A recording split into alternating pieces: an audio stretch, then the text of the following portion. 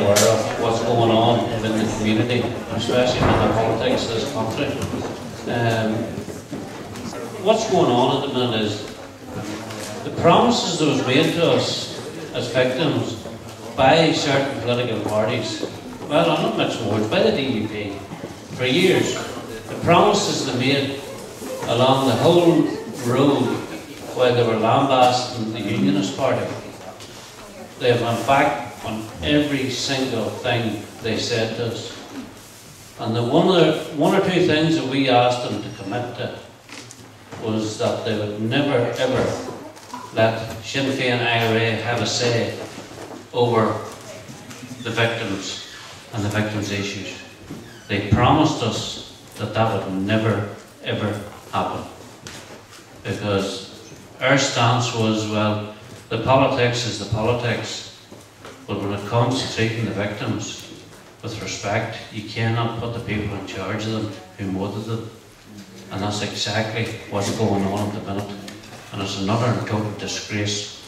Martin McGuinness can now decide what happens with the victims within the victim sector. And already they're trying to manoeuvre themselves in a position where they stop funding, where the definition of a victim will be quite clearly that the boys of Loughgall who didn't get half enough that night are every bit as much a victim as the people on the Kingsmill minibus or in Dartley Hall. That can never be acceptable. I don't care what politician is trying to sell it to us, that can never ever be acceptable. And I think, and thank God, that a lot of people within this organisation think the same.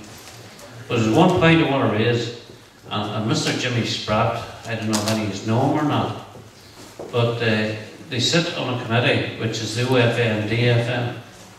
Junior, good to see you. You're looking well. Sorry, I hadn't seen you for a while.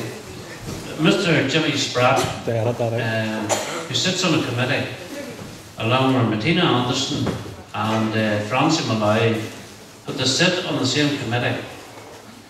Jimmy Spratt made a statement that millions of pounds have went to the fat cats within the victim sector. The fat cats within the victim sector. And he talked about the fat cats, basically, that work with the victims. Now, I know I put on a bit of weight, but I didn't think it was up, put on that much. But he directed at myself, and how we know that, he actually condemned us for taking out advertising space within the newspaper. And we're the only people that ever does that. Now, I think we're entitled to have a view, especially after what a lot of you's come through in this hall. You're entitled to have your view heard. And no politician is prepared to stand up there and give that view. If it's a case of taking a bit of advertising out in the paper, well, so be it. Now, the fat cat is Mr. Spratt himself. He's sitting on the very panel for the people who murdered us. Now, we done a wee bit of homework. The same man has threw down £400,000 in his last year and a half in taxpayers' money. £400,000, and he's the cheek to stand up along with the people who murdered us and called us fat cats, and that nothing has been done for the victims on the ground, the genuine victims.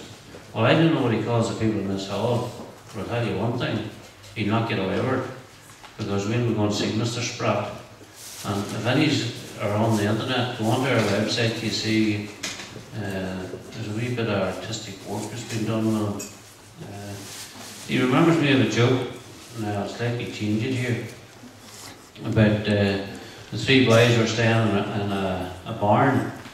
One of them was a member of the Taliban, and the other one was a member of the IRA, and the other one, let's say, was Jimmy Spratt.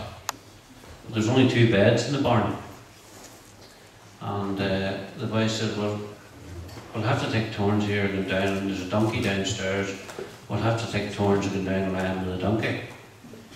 Taliban man went down, and he was down for about 20 minutes, and he came up and he says, there's no way I can stay down there. The smell of that donkey is desperate. So Taliban boy says, some of you are going to have to go down here. So the IRA man, he says, I'll get down. I'll lay with the donkey. So he went down, and about 20 minutes later, back up came the IRA man. He says, no way, he says, that donkey's desperate. There's no way I can stay down there. So then they said to Jimmy, you'll have to get down there, it's your turn. So Jimmy went down there now, and about 20 minutes later up comes the donkey.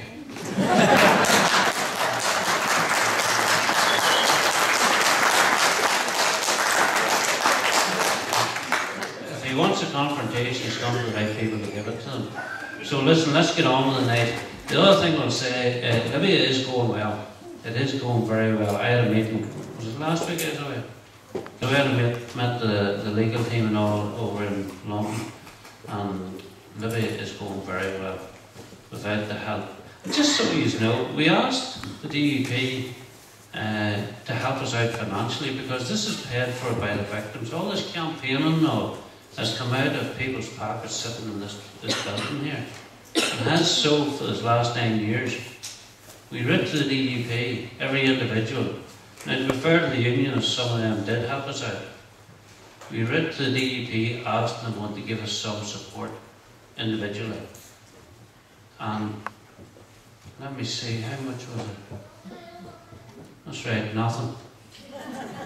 Came back from them. So that's our politicians for us. They've lived on our backs for this last 35 years and made commitments that they never upheld, and now they're trying to manipulate us as if you are a problem because you won't accept Mark McGuinness and these people as your leaders. But anyway, let's get on with the rest of the night. Is there ballot tickets or something? Have I won all any prizes or what we have fixed right yet? Aye, well I'm up for the others, eh?